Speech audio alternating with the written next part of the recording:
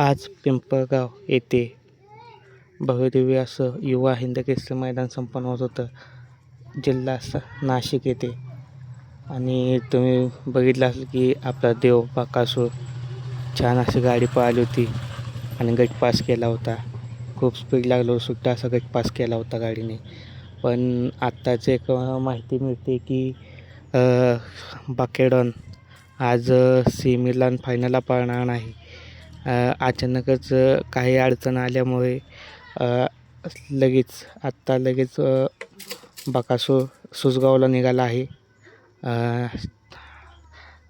मैदान रिपोर्टर ह्या चॅनलवरती तुम्हाला सगळे माहिती भेटेल की कशामुळे बकेडॉन आज मैदानामध्ये सीमेला पळताना दिसणार नाही. मोबाईल सेट बोललेले आहेत आणि छान असं स्पीड लागलं होतं. अनेक जणांना वाटलं होतं गाडी फायनलला आहे गुलालामध्ये, पण अचानकच काय कारणांमुळे बकेडॉन आपल्याला आज सीमेला पळताना दिसणार नाही. संपूर्ण माहितीसाठी मैदान रिपोर्टर चॅनलला तुम्ही बघू शकता. मोबाईल शेटने आत्ताच मुलाखत दिलेली आहे. बाकी सर्व नंदींना आजच्या मैदानासाठी शुभेच्छा.